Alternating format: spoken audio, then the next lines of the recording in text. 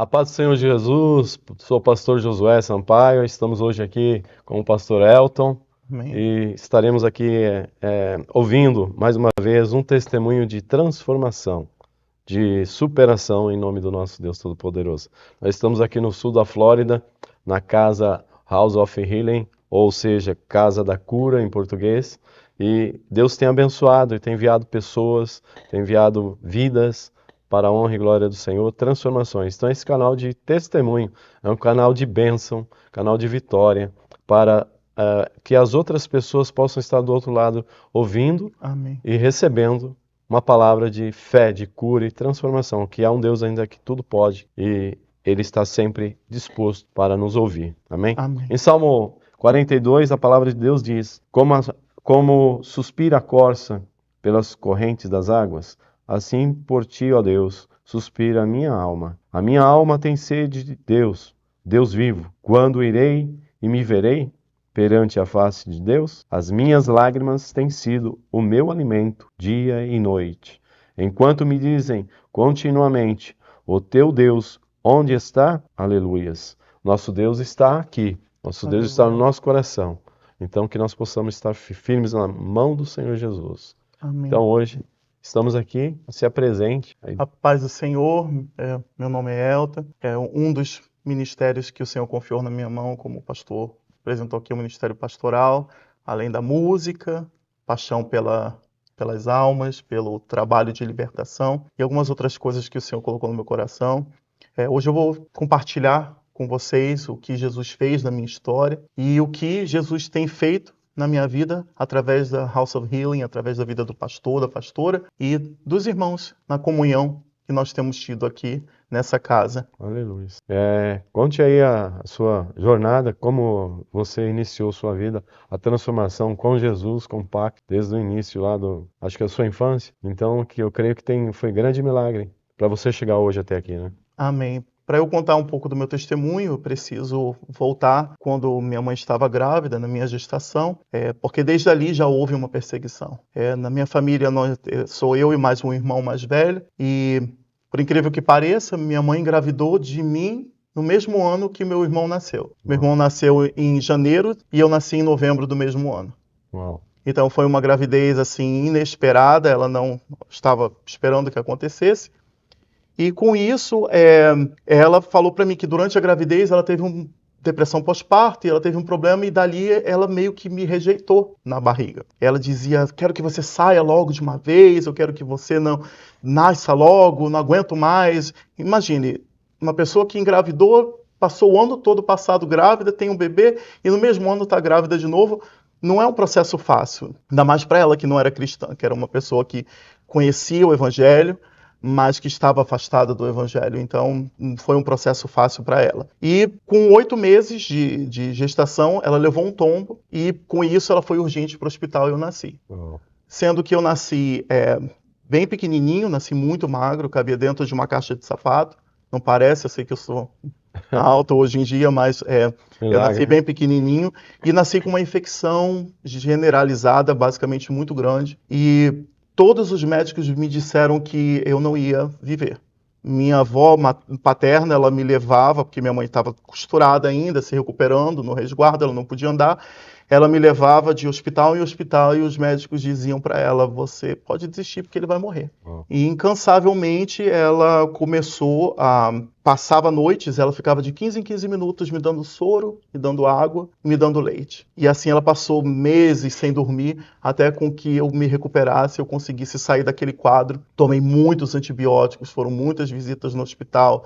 Foi um processo assim muito complicado, mas consegui, com a ajuda de Deus, com certeza, e que Deus já tinha um propósito ali, e com a ajuda da minha avó, que foi um anjo que Deus levantou, que futuramente também tem uma importância e relevância muito grande na minha caminhada com Cristo, que foi essa mesma pessoa. E aí comecei a crescer e conforme eu crescia, eu percebia a diferença de tratamento dentro da minha casa, assim, do meu irmão. Eu e o meu irmão, nós tínhamos um relacionamento maravilhoso, temos até hoje, como amigos, assim, íntimos. Porém, eu percebia a diferença de tratamento, a preferência, às vezes, na forma com que eram lidadas as coisas. Da minha infância, devido ao trauma que eu sofri alguns anos depois, que eu vou falar sobre ele daqui a pouco, eu tive quase todas as minhas memórias apagadas. Eu só tenho flashback das poucas coisas e coisas que me causaram trauma. Então, um dos que eu tenho uma lembrança vívida de rejeição é uma vez que ela levou meu irmão para ir trabalhar com ela. Minha mãe era uma pessoa muito influente, assessora do governador do estado, no Rio de Janeiro, terceira pessoa de maior mando no estado, e ela levou ele para trabalhar. Ele voltou feliz para poder contar e voltei, eu fui trabalhar em si, e eu lembro que eu devia ter aproximadamente os meus 5 anos de idade, nessa época. Eu cheguei e falei assim para ela, falei, mãe, quando que a senhora vai me levar? Ela, não sei, algum dia se der. A mãe dela, percebendo isso, que eu tinha ficado extremamente triste, eu fiquei extremamente depressivo, ela falou, não fala assim, quando você tiver a oportunidade, você vai levar ele e tal, em si. Voltando um pouquinho com meus 4 anos de idade, foi um dos eventos mais traumáticos que aconteceram na minha vida. Ali, uma pessoa da família, com um ar de brincadeira,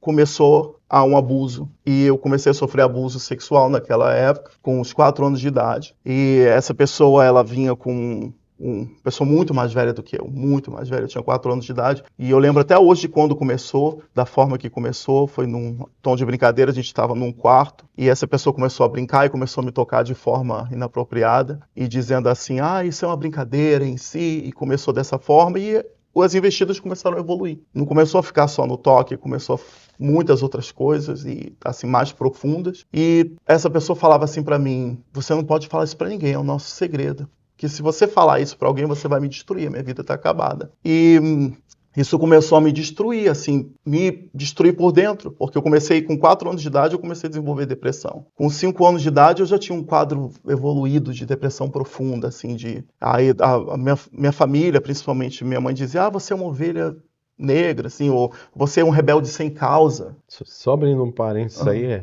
antes que você não perca o raciocínio, a palavra fala assim que jamais Deus vai negar um filho ou deixar um filho desamparado ou alguém. Mas nós vemos, como você disse aí, que a sua própria mãe fazia separação. E nós vemos que muitas das pessoas, hoje no mundo, né, as mães dão os seus filhos ou largam seus filhos, faz separação de filho, o preferido.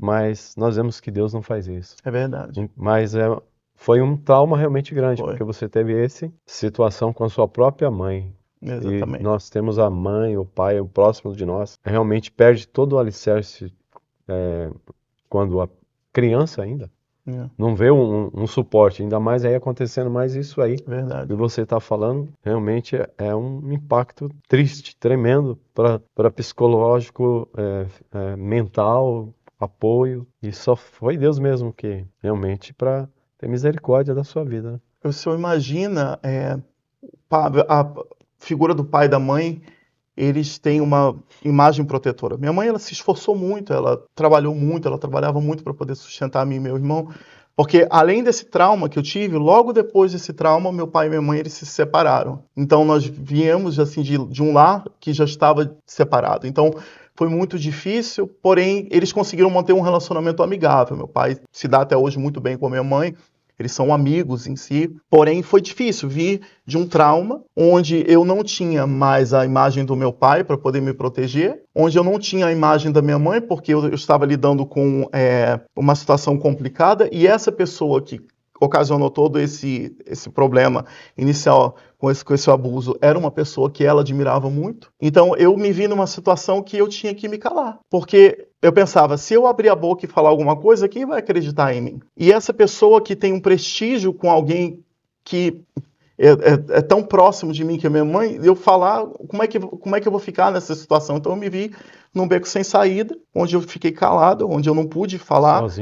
Sozinho, e aquela questão, não pude ter a minha mãe como figura de abrigo, não pude ter o meu pai, porque ele já estava vivendo a vida separada dele, por mais que por um tempo ainda teve uma transição para ele sair de casa, eu tive que aguentar isso calado, e com 4 anos de idade eu tive que aprender a amadurecer, eu tive que aprender o que é a vida, eu tive que aprender coisas que eu jamais pensei que uma criança, hoje eu sou pai, então eu sei assim que nenhuma criança deveria passar pelo que eu passei, enfrentar o que eu enfrentei. E no entanto, eu enfrentei isso, logo depois teve a separação dos meus pais, a questão de termos que ir morar com minha avó materna, por uma questão de trabalho. Minha mãe trabalhava muito no governo na época, ela vivia viajando, ela tinha uma vida muito corrida. Então, eu até entendo, porque meu pai foi um ótimo pai, assim, na questão do carinho, porém, ele era uma pessoa muito ausente, financeiramente falando. Então, ela teve que trabalhar duro para poder sustentar 2 filhos sozinha, e era a forma que ela achou. Ela achou que se eu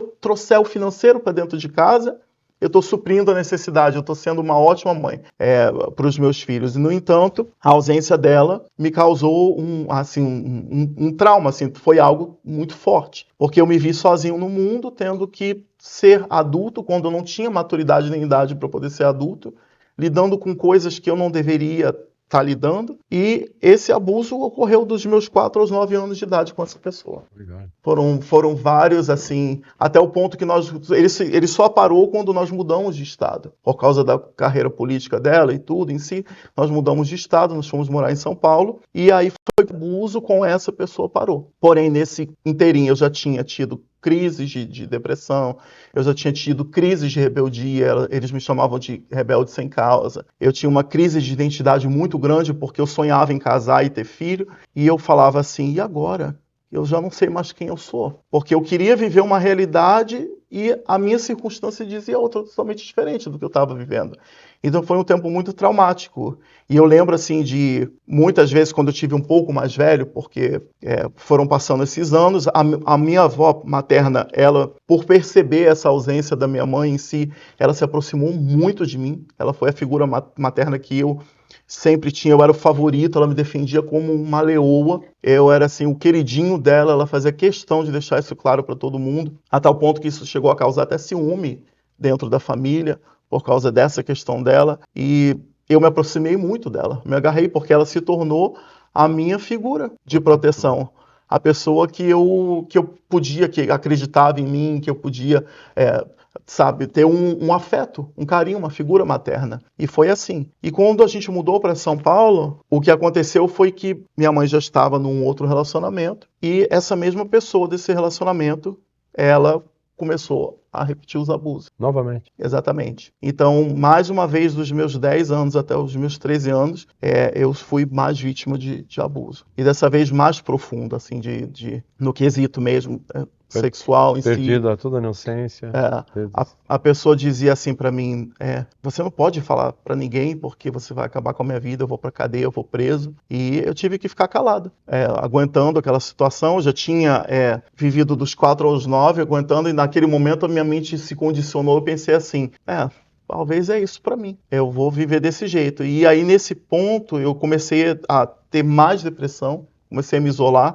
Por exemplo, eu não conseguia ter amizade com meninos, eram poucos os meninos, só os meus primos ou pessoas da minha família, porque eu tinha medo. Então eu me relacionava só com meninas, eu só conseguia ter amizade com meninos porque na minha cabeça eu pensava, os meninos me machucam, as meninas não. E por isso eu comecei a ouvir muitos comentários na família, eu comecei a ser assim, vítima de preconceito, aqueles nomes pejorativos que as pessoas falavam e xingavam disso, daquilo. Ouvia comentário, coloca um vestido, uma saia, coisas desse estilo em si, e muito piores, que não convém falar. E assim eu comecei a ouvir dentro da minha própria família, dentro dos familiares, sendo que eles não sabiam o que eu estava passando. Que eu escolhi me relacionar com meninas porque elas não me machucavam. Eu não sofri abuso por uma menina, eu não fui abusado por uma menina. Então, a figura masculina para mim era uma figura que me machucava, que destruía a minha identidade. Bastante forte. Exatamente. Então, por isso que eu me isolei. E eu comecei a ser uma pessoa muito fria. Minha mãe dizia, você é uma pessoa muito fria. Eu comecei a desenvolver assim, um destacamento. Eu comecei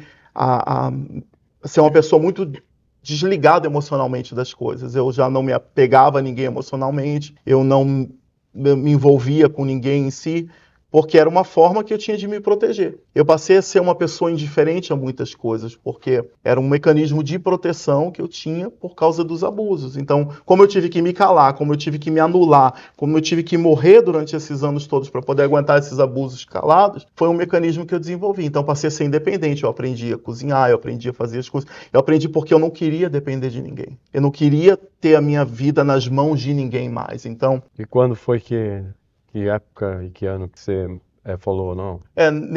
Por exemplo, nesses 10 ou 11 anos, eu lembro de um evento quando eu estava em São Paulo, dos meus 10 ou 11 anos, das algumas vezes que eu tentei contra a minha vida, que eu tentei o suicídio, Eu lembro que eu estava muito depressivo, eu tinha passado um processo, tinha acontecido um evento de um abuso em si, em São Paulo, e eu lembro que a gente morava numa casa grande e tal, e eu saí para o quintal na parte de trás, e eu falei, hoje eu vou acabar com a minha vida. Eu não aguento mais viver essa desgraça, eu não aguento mais viver essa miséria que eu estou vivendo. E aí eu peguei eu lembro que eu peguei uma coisa com água sanitária, fiz uma mistura de produtos de limpeza, e eu coloquei assim, eu falei, eu vou tomar e vou morrer agora. E aí eu lembro que eu falei assim, eu lembro que mesmo não tendo um conhecimento profundo com Deus, porque nessa época, como minha mãe ela era uma pessoa muito misturada nas religiões, eu vou até voltar a falar um pouco mais do background religioso deles, aí eu lembro que eu falei assim, Deus me perdoa, mas eu não aguento mais. E eu peguei aquela mistura de coisa e tomei. E fiquei sentado do lado de fora, escondido, esperando fazer efeito, para eu poder morrer Uhum.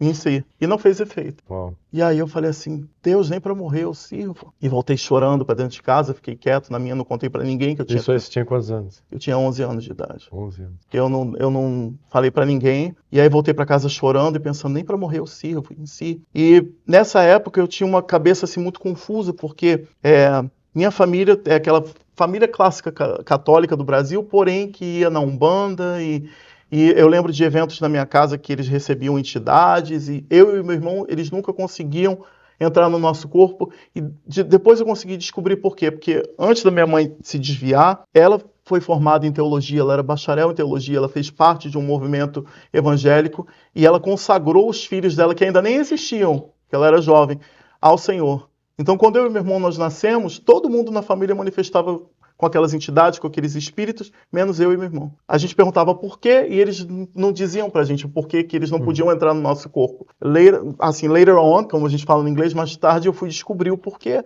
Quando eu me converti, eu fui entender o porquê que nós éramos consagrados a Deus, embora estivéssemos vivendo toda essa desgraça, vamos dizer assim, dessa forma. Uhum. E aí, nesse evento eu tentei contra a minha vida e tinha uma cabeça muito misturada, eu já tinha me envolvido com a espiritualidade, eu já tinha tentado o espiritismo, eu já tinha me envolvido com viagem astral, com 11 anos de idade, porque eu estava querendo buscar um vazio.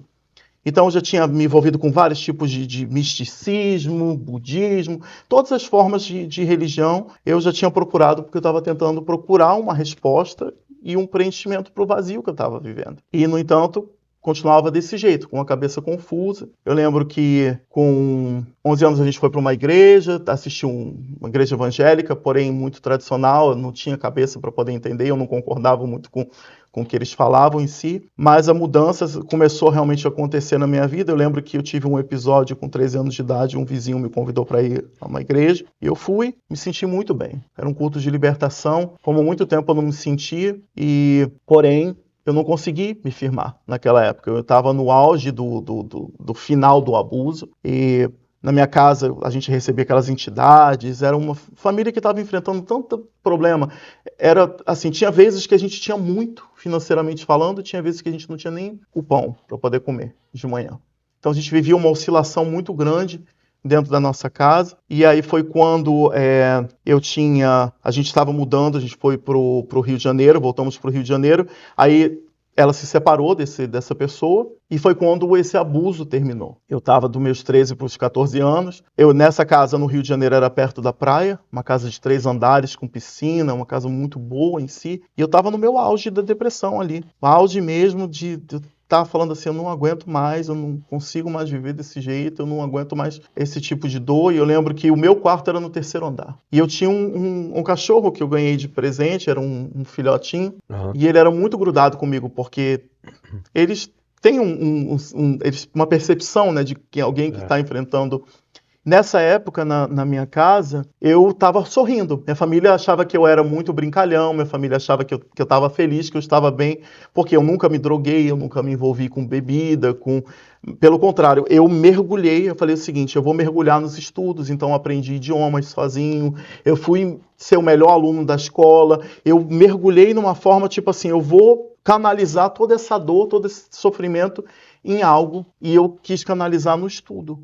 Na forma, então eu ria para eles eu estava bem, porém Tinha noites que eu não comia. Eu sujava o prato, eu jogava a comida fora e eles não sabiam. Passava 3, 4 dias sem comer. Eu passava noites e noites chorando. Porque eu dormia no terceiro andar, sozinho, separado. Então passava noites e noites chorando. E teve um dia que eu falei assim para Deus, eu falei, não aguento mais, Deus. E no meu quarto eu tinha 2 sacadas. Uma sacada para frente e uma sacada para trás. A sacada para trás dava para ver a praia, dava para ver a piscina onde eu estava.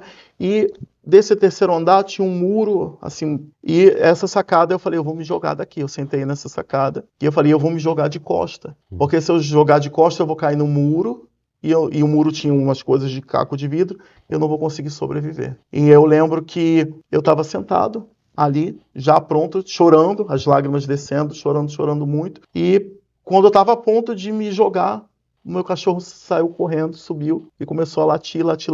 Veio minha mãe. Só deu tempo dela me agarrar pelo braço e segurar. E quando ela me agarrou pelo braço e me segurou, aí eu já estava chorando, assim, chorando muito. Fui deitar na cama. Ela falou, não sei por que você vive assim, por que você é desse jeito.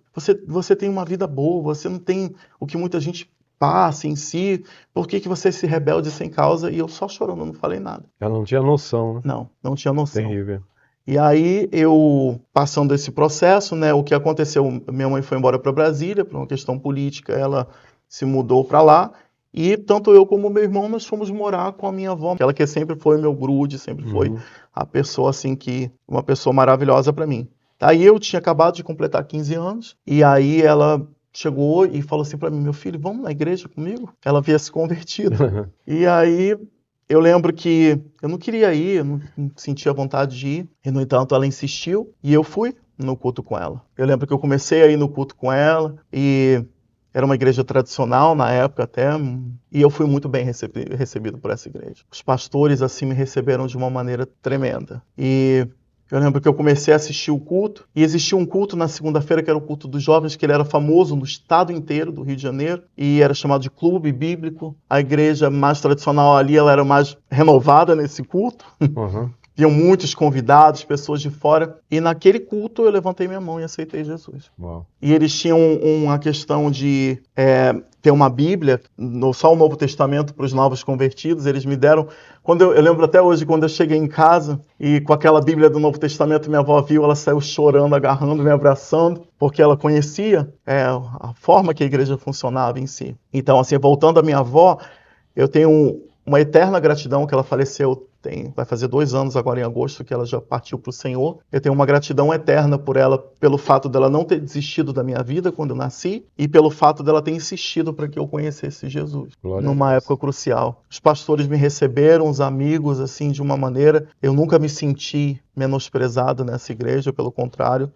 São pastores que eu falo até hoje em dia. Meu pastor que me batizou nas águas foi ele. E eu amo, eu falo para ele, hoje ele mora no Espírito Santo, eu falo para ele que se Deus não tivesse usado a vida deles, eu não estaria aqui. Eu não estaria hoje aqui para poder contar o testemunho. Então, essa parte aí foi a parte que você já estava assim, ninguém estava mais, uma pessoa que tinha abuso saiu do lugar e... Eles não tinham, mas o mais. conflito que eu tinha dentro de mim estava enorme, porque eu cheguei num ponto crucial que eu falei assim, eu quero construir família, mas a minha realidade era outra, então eu falava assim, como que eu vou conseguir isso? Eu não tenho minha identidade está mutilada. E qual foi o impacto que você recebeu, assim, você aceitou Jesus e... Aí eu aceitei Jesus, assim, foi um processo difícil, porque eu era uma pessoa muito fechada, assim, eu não falava das minhas dificuldades, dos meus problemas, então eu comecei a me dedicar, eu comecei Mas para os pastores você contou, assim... Não contei a minha história, assim, dos abusos, não. Eu contei para eles a depressão, dos problemas que eu tinha, assim, mas dos abusos eu não falei para eles, assim, era uma coisa que eu não me sentia pronto para poder falar. Que era algo muito doloroso, muito que me forte, machucava muito ainda, então eu não conseguia falar isso. Eu não tinha falado nem para minha mãe, nem para ninguém em si. E aí acabou que eu comecei a me envolver na igreja, eu comecei a ter amigos de verdade. Ali eu comecei a ter amigos homens, e eu comecei a entender que a amizade masculina não ia me machucar. Então Deus começou a me curar, assim, com os amigos que eu tenho até hoje ali, começou a fazer um trabalho comigo ali, né? Eu comecei a estudar a Bíblia, eu comecei a aprender o que era Jesus, eu comecei a participar das escolas dominicais, escolas bíblicas ali, mas ainda assim lutando muito com depressão, com com assim, as coisas que eu ainda não conseguia me abrir para ninguém. Aleluia. E aí,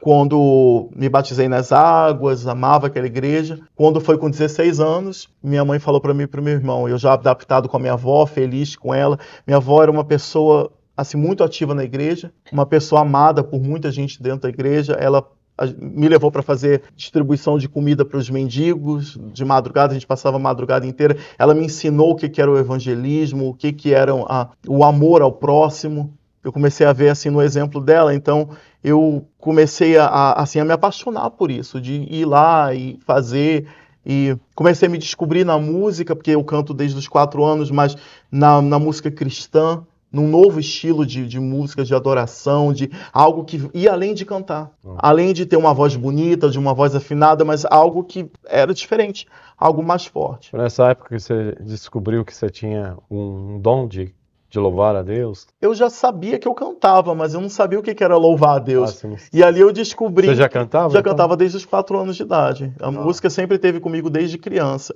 Mas eu tinha um sonho de ser ator, de ser cantor famoso antes de me converter. E quando eu me converti, o meu foco mudou. Eu falei, eu já quero viver uma história diferente, né? Eu entendi que Deus ele tinha me dado um dom que era mais do que simplesmente para ser um entretenimento para as pessoas. E aí eu comecei a cantar na igreja. Mudamos para Brasília, que minha mãe exigiu. Ela simplesmente colocou uma coisa assim, se vocês não forem, eu vou chamar o conselho tutelar e vou trazer vocês à força, porque vocês são menores de idade. Eu tinha 16 anos de idade, porque ela não queria que eu ficasse no Rio de Janeiro, e eu queria. Ela não aceitava que nós fôssemos evangélicos, então, quando a gente foi para Brasília, eu e meu irmão, começaram muitas perseguições também, assim, dentro da família, a tal ponto deles se reunirem, alguns familiares, para poder ver se eles iam nos internar, porque a gente estava maluco. Uau. De viver esse tipo de coisa. Perseguição, rasgar a roupa de igreja, coisas assim que começaram nesse quesito. Então, nessa época, a perseguição foi só aumentando. E eu lembro que, nesse tempo, eu transicionei da igreja tradicional para uma igreja pentecostal. Porque eu estava num estágio assim, muito forte, emocionalmente falando, depressão, até por causa dessa perseguição em si. E uma coisa que me levou a transicionar foi um evento que eu finalmente resolvi ter coragem de contar para minha mãe o que tinha acontecido, e ela não acreditou. Então, assim, para mim foi um choque muito grande, de eu ter me desnudado diante dela, ter contado uma coisa tão séria e ela não ter acreditado. Você só teve decepções, né? E ainda, de certa forma, indiretamente me culpou, porque ela disse que depois dos abusos, o estilo de vida, qualquer coisa que eu tivesse feito era escolha minha. Difícil. Então, assim, foi muito difícil. E aí eu lembro que eu estava caminhando, indo para a igreja, porque eu andava bastante para poder ir para a igreja, não podia dirigir, naquela época eu tinha 16 anos, então, essa igreja nova, eu lembro que tinha um campo, assim, aberto, muito grande, que eu tinha que cruzar, uma caminhada longa, e eu lembro que o céu estava estrelado, e eu olhei para o céu, chorando, e eu falei assim para Deus, eu falei, Deus, se o Senhor mudar a minha história, eu vou seguir com o Senhor até o fim. Eu posso me arrastar, eu posso não ter mais força para seguir, eu posso cair, eu posso errar, mas eu vou com o Senhor até o fim. Eu vou seguir com o Senhor até o meu último respiro de vida. Amém. E ali eu comecei a me envolver. Eu comecei a fazer um processo de libertação. Aquela igreja tinha um culto de libertação. Eu comecei a fazer um processo de libertação. Deus levantou 2 obreiros da igreja, que foi um casal de obreiros que... Isso já nessa igreja pentecostal em Brasília, com 16 anos. E eles, me ensinaram o que era jejuar, me ensinaram o que era orar, me ensinaram a fazer propósito com Deus, fizeram todo um acompanhamento espiritual, um discipulado comigo, e ali eu comecei o processo de libertação. E para eles eu contei tudo. Para eles eu chorei, para eles eu confessei tudo que eu tinha vivido, e eles me acompanharam em oração, fizeram todo o meu acompanhamento, o processo de libertação, o discipulado comigo, e quando eu já estava caminhando com as minhas próprias pernas, o Senhor me levou de uma cidade para outra, ainda em Brasília, isso. Eu saí dessa cidade de entorno para a capital, a gente foi morar lá num bairro chamado Asa Norte, que é bem no centro de Brasília, e lá, nessa mesma denominação, porém numa igreja de lá, eu comecei a fazer amigos. E aí eu comecei a me envolver com pessoas cristãs, pessoas que também continuaram discipulado comigo. eu comecei a me envolver no grupo de jovens, por isso que eu amo o grupo de jovens. O grupo de jovens é fundamental dentro de uma igreja. Um grupo de jovens que tem compromisso, né, pastor, com a palavra, não é simplesmente para entreter, para colocar musiquinha bonita, para dançar, mas é um grupo de jovens que prega a palavra para os jovens, porque o jovem, ele é a força da igreja. Então, eu comecei a me envolver num grupo de jovens e ali eu comecei a evangelizar. Comecei a sair para a rua e eles me tiraram da minha zona de conforto, porque eu era uma pessoa fechada, tímida, que não tinha coragem de fazer certas coisas, e ali eu comecei a evangelizar. A gente tinha um trabalho com drogados que a gente fazia, a gente vendia adesivo no sinal, fui eu vender adesivo no sinal para levantar recursos para poder ajudar a casa. E daí eu comecei a fazer teatro na rua, comecei a evangelizar nos hospitais, a gente começou a fazer evangelismo nos hospitais e te acolheram a igreja.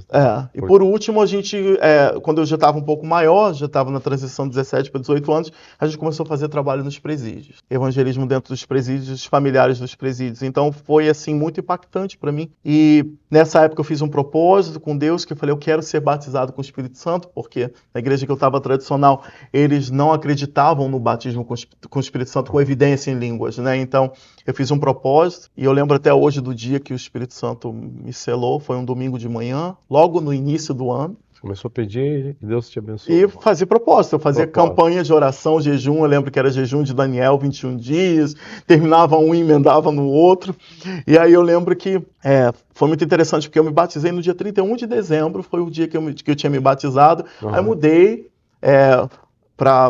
no caso para Brasília. Quando foi mais ou menos 6 meses depois que eu me mudei, no início do ano, eu me fui batizado com o Espírito Santo no início do ano. Logo depois da vigília da virada do ano, a gente estava no primeiro domingo e era um domingo de adoração, eu simplesmente fechei os meus olhos, me entreguei ali por inteiro. E quando eu me dei por mim, que eu voltei a mim, porque na minha cabeça eu estava adorando, aleluia, glória a Deus. Quando eu voltei a mim, que eu me dei conta, eu já estava falando em línguas. Não era assim, o que eu pensei não era o que estava acontecendo. Era... O que você diz aí, eu tive essa mesma experiência. Então, a gente que entende, que passa por isso, é o mesmo entendimento, não é de você falar em línguas quando você pede para o Senhor e ser batizado. Da mesma maneira eu tive assim mesmo, eu fechava a minha boca e comecei a falar em línguas, mas eu fechava e falava, será que é eu mesmo que estou falando? Ou é o Espírito Santo que está? Realmente é algo sobrenatural. Foi tremendo, assim, foi uma das melhores experiências que eu já tive na minha vida. Foi, assim, num dos poucos momentos que eu pude sentir que eu pertencia. Que eu não era um escanteado da família. Porque também a igreja te ajudou bastante. Bastante. Porque quando você não tem um respaldo, não tem uma ajuda, você fica sozinho. Mais uma vez, você vai estar sozinho lutando contra isso. Exatamente. Mas, graças a Deus, foi a ajuda da igreja, a ajuda dos líderes, pastores, que entenderam, isso é importante. Amém. A participação das pessoas da vida, né? Que Com isso certeza. Muito forte na sua vida, muito compacto, né? Pessoas, assim, compromissadas com a palavra. Os jovens dos quais eu me envolvi, o líder de juventude da época e a liderança, nós somos amigos até hoje. Eram pessoas loucas por Jesus. Por isso que eu amo uma juventude que não mede esforços, que não tem vergonha de ser quem eles são em Cristo. Porque eu lembro, pastor, que quando eu me converti, que eu estava fazendo parte desse processo em si, eu ainda tinha vergonha, e quando eu mudei para essa igreja pentecostal em Brasília, que eu comecei a me soltar, que eu comecei a me abrir, eu lembro que ali essa juventude maluca me puxava para poder vender coisas no sinal, e a gente fazia peças de teatro, evangelizava as pessoas na rua, os jovens, e aí eu comecei a aprender sobre libertação. Logo depois que eu fui batizado no Espírito Santo, eles ensinaram sobre o processo de libertação, como é que era, e a gente fazia de tudo, a gente fazia bazar. Eu lembro que eu saía para a igreja na sexta, eu só voltava na segunda-feira, porque eu só estudava naquela época. E a gente passava noites, a gente virava noites arrumando roupa, separando coisas de alimento para poder fazer coisas para a igreja. Então a minha vida se tornou, a minha juventude, assim, a minha adolescência foi gasta para o Senhor. Fazendo todo tipo de trabalho que o senhor pode imaginar, do evangelismo ao acompanhamento, aprendendo sobre discipulado.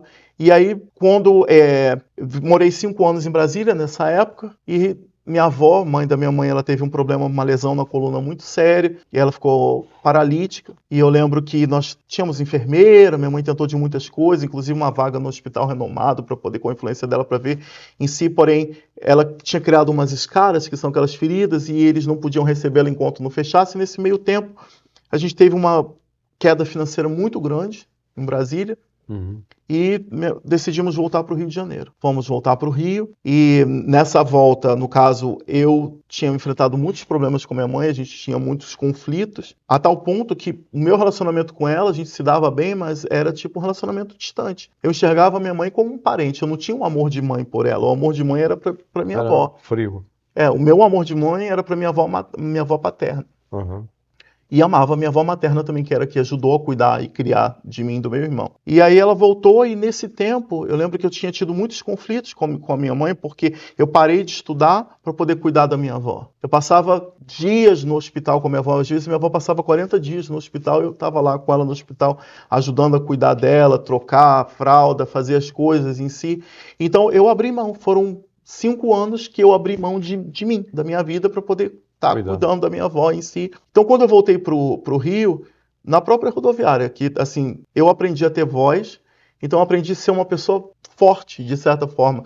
E eu lembro que eu desci da rodoviária, eu falei assim para ela, a partir de hoje eu não moro mais com a senhora, eu já era adulto, a partir de hoje a senhora vai viver a sua vida e eu vou viver a minha. Aí a minha avó, a mãe dela, falou, meu filho, você tem certeza disso? Eu falei, sim, ó.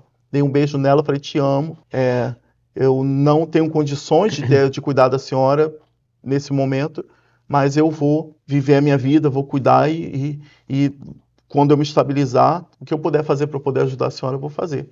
E dali eu fui embora, perseguido, minha família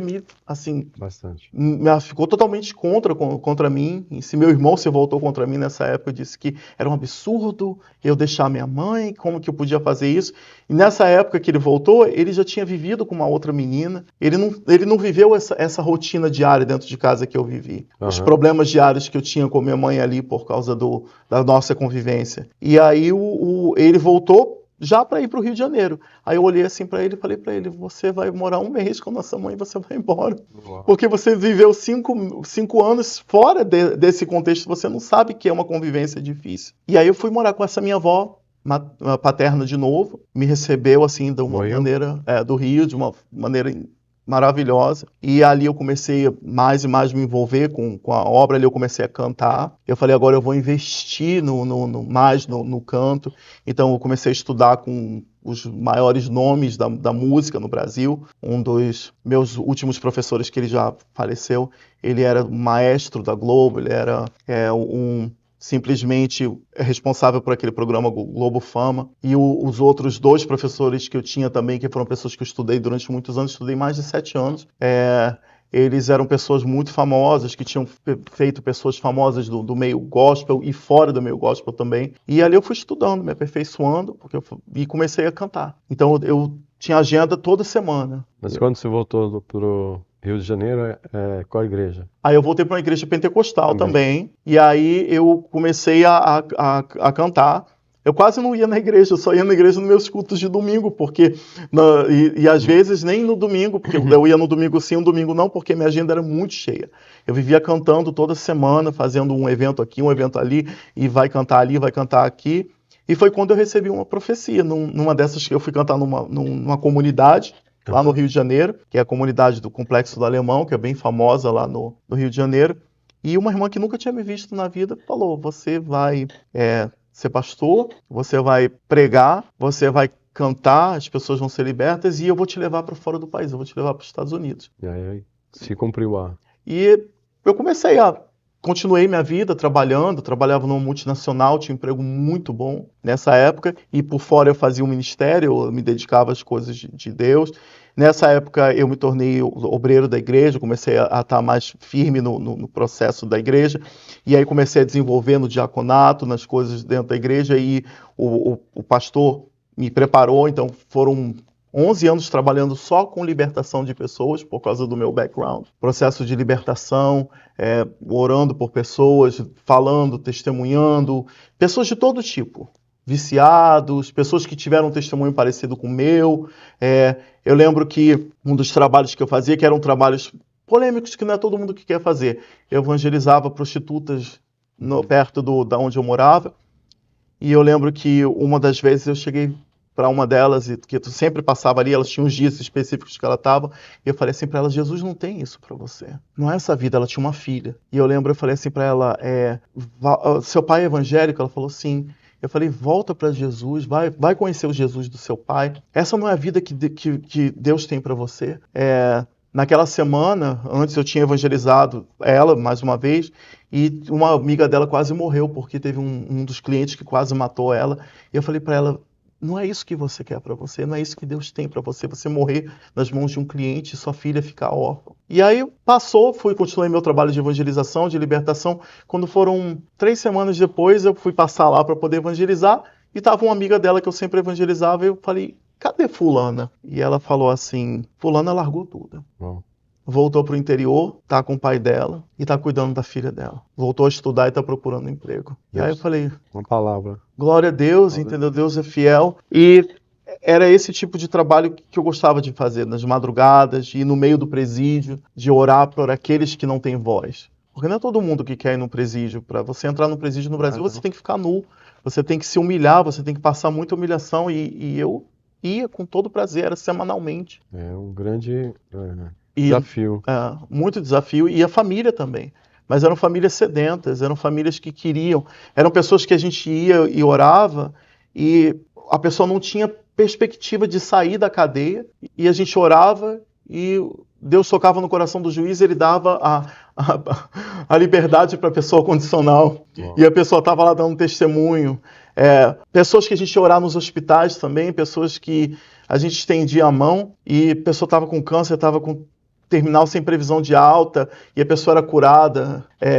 Testemunhos assim de muitas coisas que Jesus fazia naquele meio, por causa da sinceridade do coração, não só minha, mas de quem estava junto ali fazendo a obra, se dedicando. E eu vi muitos milagres. E aí, passando esse tempo, eu lembrei daquela promessa, estava trabalhando numa multinacional, e eu falei: Deus, se o Senhor quiser que eu vá para os Estados Unidos, o Senhor vai abrir uma porta. E eu lembro que todo mundo na igreja achava que eu era louco. Eu falei: tá maluco? Você vai para os Estados Unidos? A gente morava naquela época, por causa da minha avó, eu trabalhava na zona sul do Rio, mas eu morava na zona norte porque eu não queria ficar longe da minha avó. E aí, você vai sair da zona norte e vai morar nos Estados Unidos? Você é maluco, não vai conseguir nunca isso.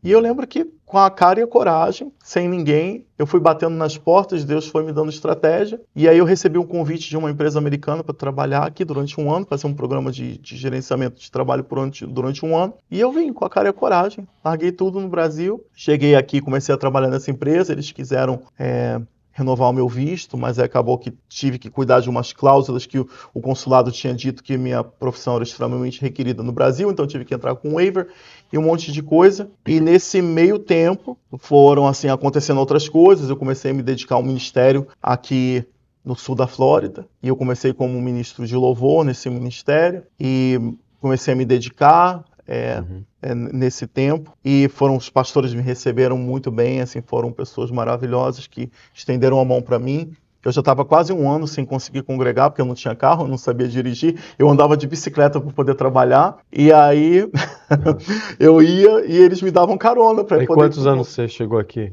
Eu já estava mais... Eu cheguei aqui com 25 anos de idade. Uau. Com 25 anos de idade foi quando eu cheguei, e aí eu comecei a trabalhar nessa empresa, nessa multinacional, e nesse meio tempo, assim, Deus foi trabalhando no Ministério de Louvor, e a gente, no caso, me dediquei bastante, comecei a aprender mais a palavra, comecei a estudar, não que antes eu não fizesse, mas assim, já mais no intuito pastoral, porque eles me deram a oportunidade de pregar mais de uma vez, abriram as oportunidades e as portas para mim ali.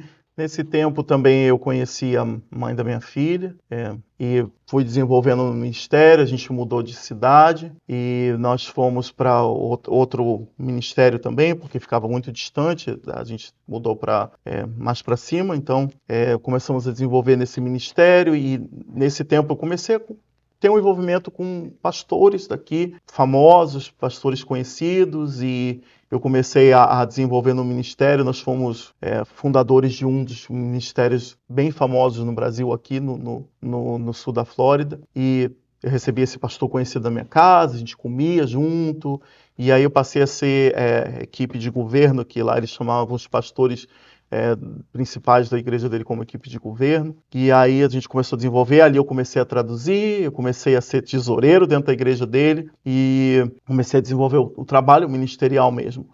Porém, mesmo assim, tendo problemas financeiros, problemas como pessoa, eu sempre era olhado como o tesoureiro, como o pastor, como o ministro de louvor, mas faltava aquele olhar, aquele cuidado de ovelha, mesmo da liderança. Recebia, como eu falei, pastores conhecidos, eu que recepcionava, era meu trabalho na igreja recepcionar esses pastores, levar para comer, e a gente saía e tem um contato pessoal, o celular deles até hoje, em si a gente ainda troca mensagem. Porém, sempre faltando isso. E nesse tempo eu decidi me desligar por questão de... assim, nós tínhamos divergência de pensamentos em si, da maneira com que as coisas estavam sendo conduzidas uma vez que o ministério foi estabelecido. E aí eu falei, eu vou pedir para sair, para me retirar. Conversei com eles, pedi a bênção e me retirei. E comecei a fazer parte de um ministério também pentecostal. Lá eu fui recebido como tesoureiro, fui recebido como um dos pastores auxiliares e trabalhei muito no louvor lá também e fui me desenvolvendo, trabalhando, até que eu recebi uma proposta, porque eu trabalhava numa empresa na área de cosméticos aqui no sul da Flórida, e eu era um dos gerentes principais da empresa, e eu recebi o convite para poder gerir o mercado mais importante que essa empresa tinha, que era no Oriente Médio, em Dubai, e ser gerente operacional de 5 países. Então eu comecei viajando, indo para lá, participando, organizando as feiras, todos os eventos, e depois me veio a proposta de eu morar lá. E estar morando no país e gerir de lá em si. Eu passei 1 ano morando lá e vinha e voltava aqui por a questão da minha filha, por causa da escola e de tudo, mas foi um tempo muito difícil, porque eu me sentia muito sozinho, já não conseguia, porque imagina, no Oriente Médio tem um complexo de igrejas lá, mas é uma coisa limitada, é proibido você... O evangelho não é uma coisa que é livre igual aqui. Então eu comecei a ficar muito isolado, a minha rotina de trabalho era muito pesada, porque... eu tinha vezes que eu viajava 3 países num dia. Então eu pegava um avião de manhã, pegava um avião no horário do almoço e um avião no final do dia. E eu estava em 3 países diferentes nessa época. Então a minha vida era um laptop, numa cafeteria, num avião, em qualquer outro lugar. Eram os hotéis e 2 peças de mala que eu vivia durante esse ano que eu passei. Nesse tempo eu passei um tempo muito difícil, assim, emocionalmente falando, e logo depois veio a pandemia, os mercados começaram a fechar, a empresa teve uma perda significante, muito grande por uma questão financeira, e aí voltei para os Estados Unidos. Quando eu voltei para os Estados Unidos, eu tive assim um conflito muito grande, porque eu voltei muito endividado, porque eu tinha me programado para poder viver um padrão de vida diferente, de ter uma história diferente, né, do que eu tinha me programado, e voltei cheio de dívida, voltei cheio de problemas, e um monte de problemas emocionais, problemas na minha casa. E então foi assim muito ruim para mim emocionalmente falando, porque ali eu falei, nossa, eu tô vivendo tudo isso, um fracasso assim profissional, e só foi me causando mal. E, embora eu não tenha sido demitido daquela empresa, eu ouvia comentários, assim, pelos bastidores, assim, comentários que são, assim, para diminuir a pessoa, depois de todo o sacrifício e esforço que eu tinha feito por eles em si, e eu decidi sair. E nesse tempo foi quando eu decidi mudar de estado. Eu falei, eu vou trabalhar na Carolina do Norte, eu vou para lá, vou ter uma oportunidade de emprego em si, e calhou de nesse tempo, infelizmente, eu ter que passar por um processo de divórcio, porque quando eu voltei do Oriente Médio, eu voltei muito depressivo, eu me fechei do mundo, é como se aqueles traumas do passado eles tivessem voltado e eu me fechei, então eu me fechei literalmente, eu não falava as coisas, eu não me abria, e eu me isolei. E eu comecei a ter esse processo, e isso afetou tanto a minha vida, assim, pessoal, que infelizmente ocasionou no meu processo de divórcio. E aí, minha família, na época, estava na Carolina do Norte, a gente começou esse processo, e ela resolveu voltar, minha filha para cá, por uma questão de escola, de adaptação melhor, e nesse tempo eu fiquei sozinho na Carolina do Norte, por alguns meses, onde eu estava muito depressivo. Eu ia numa igreja americana, mas eu não tinha nenhum amigo, não tinha familiar, não tinha ninguém, porque aqui nos Estados Unidos eu só tenho a minha filha, eu não tenho ninguém. Eu não tenho parente, eu não tenho amigos assim mais próximos. Eu tenho amigos, mas não pessoas que são familiares, parentesco nenhum. Então, e eu fiquei isolado lá na Carolina do Norte, a depressão muito forte. Eu estava num trabalho e eu tive uma discórdia com um advogado porque ele era racista, ele me discriminou por eu ser latino, e eu cheguei e tive um desentendimento com ele. A gente não brigou, mas eu questionei o comportamento dele racista, e dali ele arranjou uma forma de me demitir da empresa. E eu fiquei desempregado. Nesse meio tempo, eu já estava sozinho, desempregado. Eu comecei a fazer entrega aqui e ali, esses bicos que a gente se vira aqui nos Estados Unidos para poder sobreviver. E calhou que eu peguei uma bactéria, aquela bactéria que é Flesh Eating Bacteria, que come tudo, né, aquela bactéria. E do nada eu comecei a passar mal, comecei a ter um problema no meu dente, que eu tinha tido um canal quando eu era criança. E aí eu comecei a passar mal, não conseguia dormir, eram noites e noites sem dormir. Quando eu fui no médico, no dentista, fazer uma consulta, meu rosto já estava super inchado. E ele falou assim para mim, a gente precisa tratar isso urgente, porque essa bactéria já comeu todo o osso da parte de dentro do seu dente em si. E aí ele me passou um antibiótico que não funcionou. Eu passei uma semana sentindo dor, sem dormir, e ainda trabalhando no frio, porque a Carolina do Norte é muito frio. Tinha nevado naquele ano, e eu trabalhando todos os dias à base de medicação, sem conseguir dormir, porque eu não podia parar de trabalhar, porque se eu parasse de trabalhar, eu não tinha como me manter. E foi assim que aconteceu nesse processo, e aí eu tive que fazer a cirurgia. Cheguei lá, a médica de emergência me passou todo mundo, a dentista na frente, todo mundo que ela falou que era urgente, e ela fez toda a drenagem, assim, do meu rosto, toda a abertura em si. Eu tive que fazer sangue frio, porque a anestesia não pegava, então ela teve que fazer todo o procedimento sem anestesiar. E ali eu passei todo aquele processo, e com o rosto inchado, muito inchado, tomando um antibiótico fortíssimo. Esse antibiótico destruiu toda a minha flora intestinal e baixou a minha imunidade. Então, além de todos os problemas que eu já estava enfrentando, emocionalmente falando, eu estava enfrentando um ponto mais baixo da minha saúde. E aí, nessa época, eu cheguei e falei assim para Deus, eu falei, Deus, chegou o meu fim. Eu falei assim, Deus, me perdoa porque eu te decepcionei, mas eu não tenho mais condições de seguir. Acabaram as forças. Acabou as minhas forças, eu sofri muito, e nesse tempo eu já estava pedindo a Deus todo dia para que Deus me levasse, para que Deus me matasse. Eu não queria mais viver.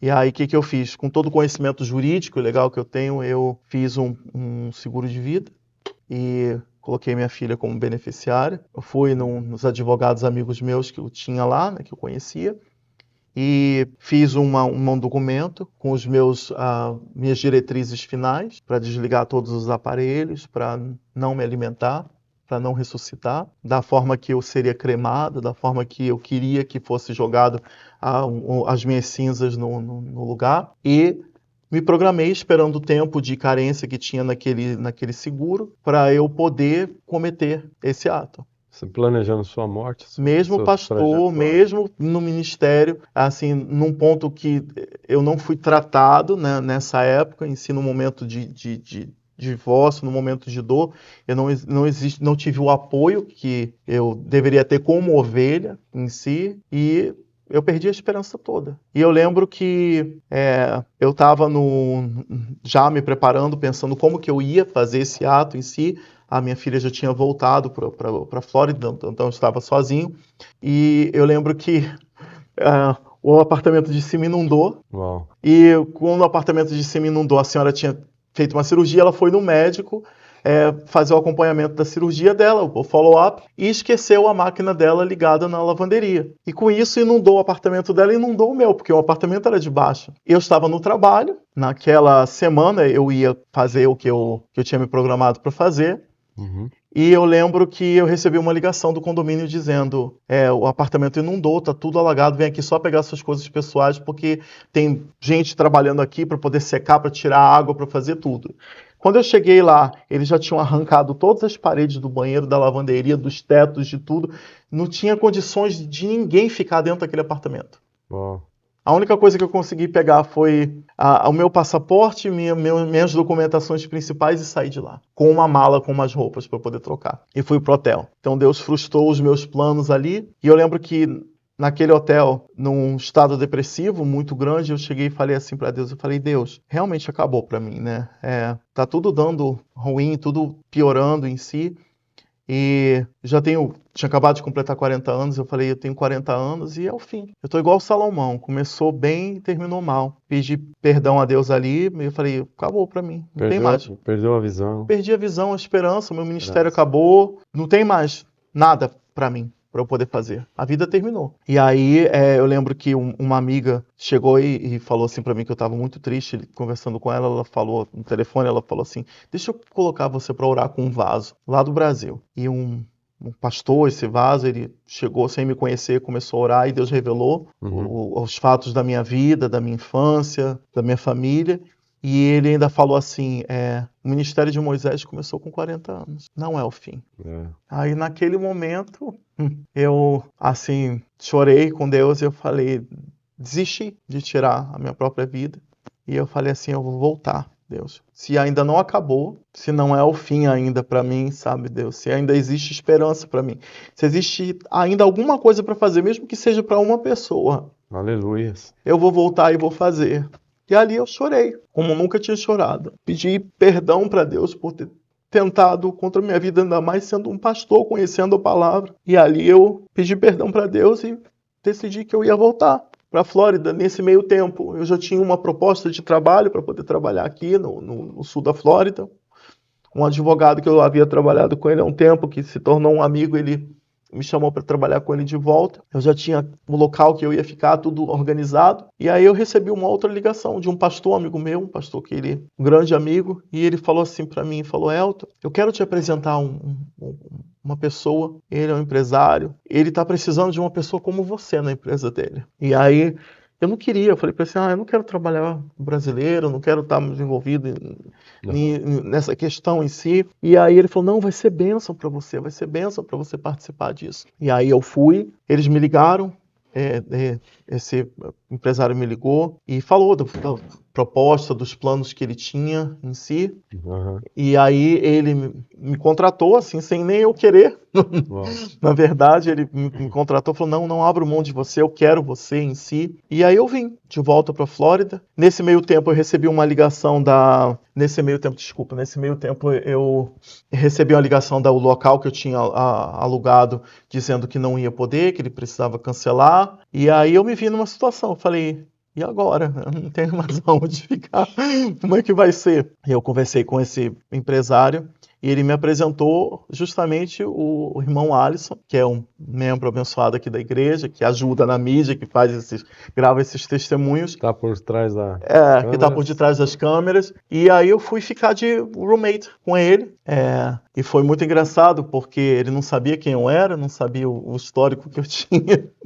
Trabalhar de Deus usou a pessoa que... E ele foi, assim, começou a me evangelizar, eu comecei a falar da Bíblia com ele em si, e o que eu mais achei interessante do fato de Deus ter movido todas essas coisas para eu poder ir para a casa dele, porque Deus ele tinha falado para mim assim, o ministério de Moisés começou com 40 anos. E quando eu cheguei na casa do Alisson, ele recém-convertido, uma pessoa que precisava de um discipulado, Deus ele reativou em mim um ministério que eu tinha feito quando eu era mais novo, que era o ministério de discipulado. Durante esses 26 anos eu discipulei muitas pessoas para a honra e glória de Jesus, não por causa de mim, porque eu não sou nada, mas era algo que eu amava fazer, ensinar as pessoas a orar, sobre jejum, sobre a palavra. Então foi um processo assim muito interessante eu estar com ele orando, ensinando o que era jejum, e aí Deus ministrando no meu coração, falando, eu não falei para você que não acabou? Ele achando que eu estava ajudando ele no propósito de oração, de jejum, nas coisas que a gente fazia, nas nossas orações na madrugada, nos nossos clamores, no nosso compartilhar de lágrimas ali, ele achou que eu estava sendo usado para abençoar a vida dele e, no entanto, ele estava sendo instrumento para usar a sua vida, para me trazer cura. E ali ele me convidou para a casa da cura, da House of Healing, porque ele frequentava a casa da cura. E eu vim assistir o culto. O primeiro culto assim, foi impactado pela glória de Deus, foi tremendo. Chorei muito ali na presença de Deus, como há muitos anos eu não chorava, fui renovado como eu nunca fui. E ali eu fiquei sentadinho, como o irmão Elton. Finalmente eu pude ser o irmão Elton. Finalmente eu não era o pastor, eu não era o levita, eu não era o ministro de louvor, eu não era a equipe do governo, eu não era o tesoureiro, eu era simplesmente o Então é irmão interessante porque muitas das vezes quando a pessoa é apresentada, não, eu sou pastor, tal, Elton. tal, tal. E de repente quando entra na igreja, nós temos uma visão. Aham, É um pastor que está vindo, então ele tem um ministério, ele tem algo superior, vamos aham, colocar, na hierarquia da igreja. Então ele tem uma responsabilidade. Mas às vezes está passando e nós temos muita experiência aham, como pastores, pessoas que passam há muito disso, uhum, pastores que passam nas igrejas, passam tempo, qualquer problema vão saindo. Mas realmente foi assim diferente. E quando nós foi conhecer, ele foi se apresentar depois de 8 meses. Foi exatamente. apresentar, querer se apresentar falando que queria fazer parte dessa igreja. E aí onde veio se abrir. Então realmente foi assim, o pastor oculto. ou o crente escondido, né? Exatamente. Mas usou a vida do irmão Alisson. Alisson, Uhum, como também ali um rapaz jovem, mas você também ficou sim. não se pronunciando quem você era. Aham, Então, realmente Deus trabalha pelos meios para nos mostrar realmente. E o impacto foi que realmente Deus vai abrindo portas, Deus vai mais um processo na sua vida que exatamente. Deus vai crescendo e eu creio que Deus tem o momento certo. Verdade. Não é no momento que nós queremos, o tempo diz tudo, não é? Como os Verdade. 40 dias, os 40 anos, Aham, tudo tem um processo. exatamente. E 40 anos lá no deserto, o povo não aprendeu. Verdade. Muitos, somente os filhos que conseguiram entrar. Uhum, Mas muitas das vezes as pessoas passam no processo e pode passar novamente, mas ainda não entende que nós somos o propósito para Deus e não verdade. nós fazemos o propósito para Deus. Então Deus tem, eu creio que Deus tem muito ainda para trabalhar na sua vida, derramar Amém. graça, vitória e a vitória vem Amém. na persistência, Amém. na perseverança. Então eu Amém. creio que Deus vai abrir portas grandes aí Amém. e aquilo, jamais um filho vai ficar, né, quando o filho pródigo foi embora, mas o pai sempre tem ali no seu coração, foi embora, meu filho, e deu todos os seus bens da parte dele. E ele, quando ele voltou, fez uma grande festa. Então, os problemas que nós passamos também da mesma maneira, eu creio que na sua vida já vi vários testemunhos, eu vivi isso, um testemunho, ao contrário de pessoas que viviam do outro lado, vida dupla, vamos colocar, e foi transformado também, e essa pessoa também teve AIDS na época, anos 80, Uhum. 88 Aham. para 90, assim, uma coisa assim. A AIDS ainda não tinha remédio, coquetel, e um travesti, ele se converteu, e eu vi com meus olhos ali, nitidamente na igreja, a transformação dele, de como ele se vestia como mulher e foi batizado com o Espírito Santo, foi ao momento que ele foi participando, ele foi deixando realmente o Espírito de Deus trabalhar na sua vida e hoje ele é um pastor, tem filhos, totalmente curado da AIDS, Amém. estava na beira da morte e Deus mudou tudo isso. Então aqui é um canal de testemunhos fortes. Então nós vivenciamos e vemos transformação. Como na sua vida também Deus ainda vai estar continuando aqui Amém. falando, mas eu desde já diz assim, que o milagre acontece na nossa vida no momento que nós queremos e deixamos Amém. o Espírito de Deus trabalhar. Então eu creio que há muito ainda para Deus derramar sobre a sua vida. Amém. Em nome de Eu, Jesus. assim, queria agradecer a Deus, no caso, pela vida do senhor, da pastora, de todos os irmãos em si, dessa casa, porque não é por causa da casa em si, a Não. gente fala, mas é por causa de quem está na casa, que é Jesus. E ele Desculpa aí, eu sempre gosto de falar assim, não é a pessoa nós, né? Exatamente. Não gosto de me focalizar a pessoa. Eu falo que Deus é nossa vida. Exatamente. Quando nós deixamos Deus trabalhar em nossa vida em prol disso. Esse é o Evangelho. Mas eu queria agradecer e assim dizer que existia um diferencial na minha vida desde quando eu cheguei no House of Healing. Porque dos 26 anos de Evangelho, como eu havia falado, eu nunca tinha sido enxergado como uma ovelha. Uma Dessa pessoa. forma, como uma pessoa, assim, a pessoa por detrás, a pessoa que estava escondida por detrás do ministro. É. Então, eu cheguei aqui e nesses 8 meses eu fui tratado, eu fui amado como ovelha, assim, eu pude voltar no meu início, tanto o senhor como a pastora se preocupavam com a ovelha, que nem sabia do que era em si no início. Então, eu tive esse tratamento aqui na House of Healing, a presença de Deus, a glória de Deus, os cultos, Deus falando, e eu fui sendo tratado, transformado e curado nesses 8 meses.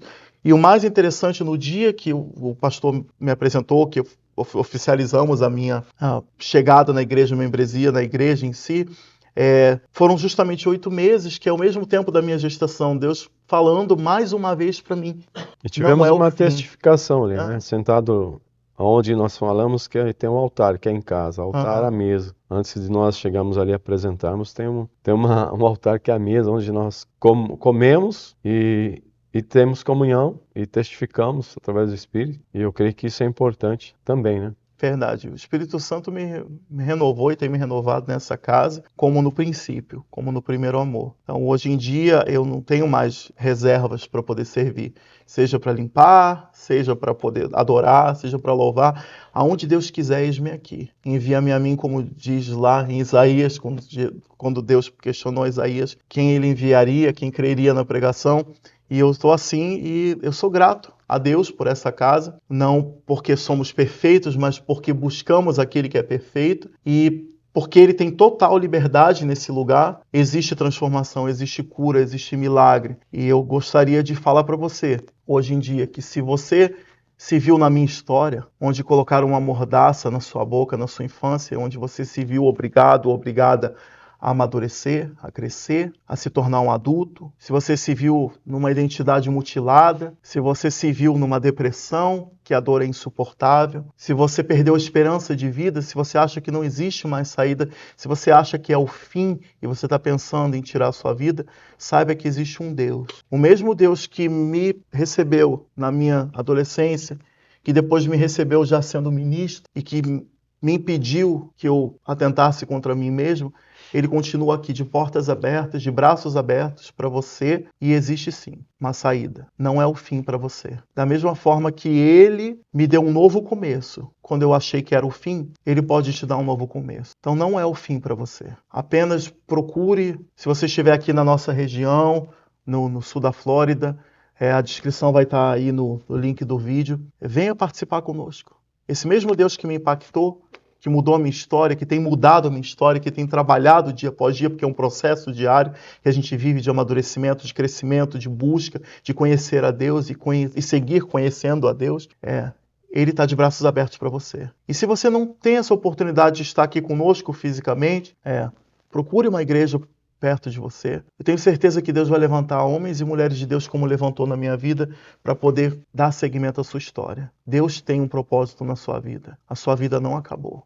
Você tem valor. Se o seu pai, a sua mãe, ele te rejeitou, ele não te ama, existe um Deus no céu que te amou muito e te ama. E está te esperando de braços abertos. Não desista. Aguenta mais um pouquinho. Busca esse Deus. Aleluias. E ele vai te receber de braços abertos. E a sua vida vai mudar. Como a minha tem mudado. Eu não sou melhor do que você. O mesmo Deus que me amou e que me guardou e que tem trabalhado em mim é o mesmo Deus que te ama e que vai fazer. Basta apenas você abrir o seu coração. Dá o primeiro passo. Assim como aquele filho pródigo que correu de volta para os braços do pai, corre para os braços do pai. Porque ele vai te receber de braços abertos com festa. E a sua vida vai mudar. Ele vai transformar a sua ruína em uma nova história. Ele vai transformar a sua vergonha em honra. E ele vai mudar a sua vida. Amém? Aleluias. 1 João 9 diz, né? Palavra de Deus. Se confessarmos nosso pecado, Ele é fiel e justo para perdoar de todo pecado. Amém. Então, você aí do outro lado também, da mesma maneira, testemunho forte, Pastor Elton, testemunho que abrange a sua vida toda, né? A infância, criança. Quantos estão? Você vê várias testemunhos ou notícias violentas contra a criança e esse mundo é terrível.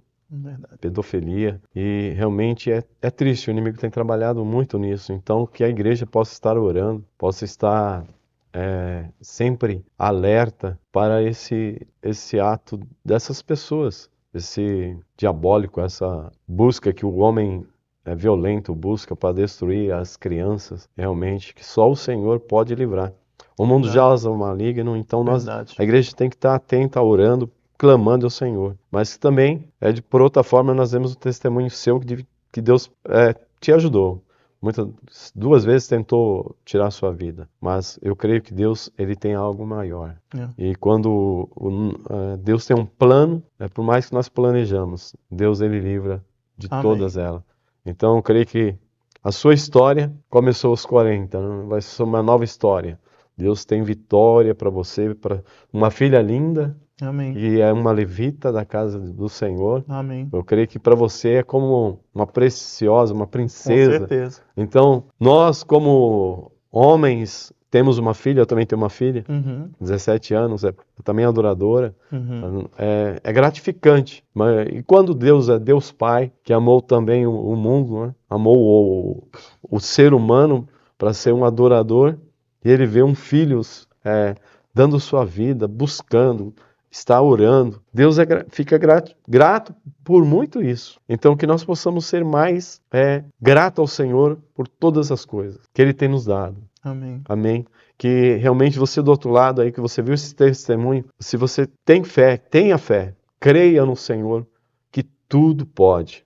Se você crê, você verá a glória de Deus. Se você crê, você verá o milagre do Senhor operar. Não é do dia para a noite, porque realmente tem um processo, mesmo na noite, mesmo que se a palavra do Senhor, o choro pode durar uma noite. Verdade. Mas pela manhã vem a esperança. Amém. E Deus trabalha nesse projeto, nessa palavra. E quando nós se entregamos e confiamos e tomamos posse, porque temos que crer naquilo que Deus te deu. Amém. Deus te deu ministério, pastorado, continuar. Devemos continuar. Da mesma maneira que às vezes não se encontramos, nós falamos, não sou ninguém, não sou nada. Realmente nós não somos nada.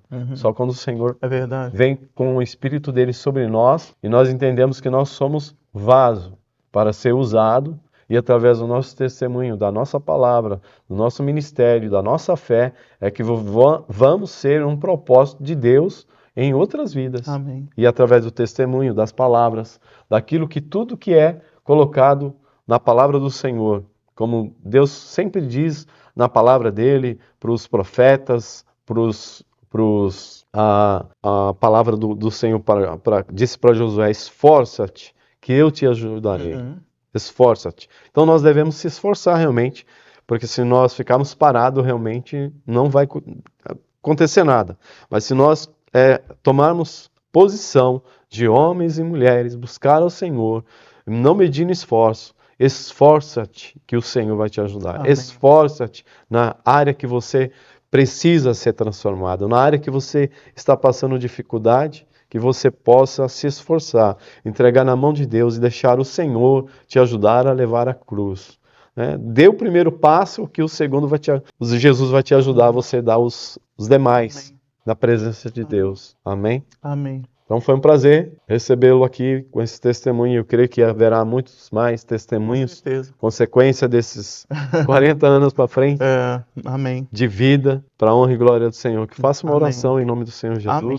Senhor, em nome de Jesus, estamos aqui na Tua presença. Muito obrigado por essa oportunidade, Deus, de compartilhar, Pai, o que o Senhor fez e o que o Senhor tem feito, Deus. Eu peço agora, nessa hora, Deus, que o Senhor vá de encontro a essas pessoas que vão ser tocadas e alcançadas por esse testemunho, Pai. Que covas sejam fechadas nessa hora, Pai. Que vidas sejam restauradas nesse momento. Que traumas venham ser curados, que haja libertação, Pai. Que aqueles que têm sido vítimas, como eu fui, Pai, que eles possam encontrar esperança. Que eles possam encontrar a Tua luz e eles possam encontrar o Teu amor, Pai. Que eles possam entender, Pai, que eles não são rejeitados pelo Senhor, que o Senhor os ama. Como diz a Tua palavra, ainda que a mãe se esqueça do filho que ainda amamenta, eu não esquecerei de vós. Então é esse o amor que o Senhor tem por cada um de nós, Deus. Sim, Jesus. E eu quero declarar nessa hora, Pai, Sim, que aonde esse testemunho chegar, Pai, vidas serão tocadas, serão transformadas, Pai, que haverá testemunhos para a honra e glória do Senhor, Pai. Toca agora nessas pessoas, restaura. Assim como o Senhor fez e o Senhor tem feito, Pai, comigo ao longo dessa caminhada de vida, Deus, que o Senhor possa fazer ainda mais com cada pessoa, Pai, que for tocada com esse testemunho. Eu quero te agradecer nessa hora, te dando graças, crendo que a tua glória e a tua presença Aleluia. vai estar conosco todos os dias e que vai impactar e transformar vidas, Pai, no nome santo de Jesus Cristo. Amém. E você que está na região, participe domingo, culto, 5 horas da tarde, culto da família, poderosamente, louvores avivados na presença do nosso Deus, e onde o pastor El também está, louvando conosco também, e sendo usado grandiosamente na presença do nosso Deus Todo-Poderoso. Está na região aqui, participe, que Deus possa te abençoar nesse culto aqui. Vai estar na descrição, como ele diz, o endereço, o horário, e que Deus possa abençoar a sua vida ricamente, em nome do Senhor. E que a graça do nosso Senhor Jesus Cristo, o amor de Deus e a comunhão do Espírito Santo esteja para com todos nós, para todo sempre. Amém. Amém. Amém. Amém.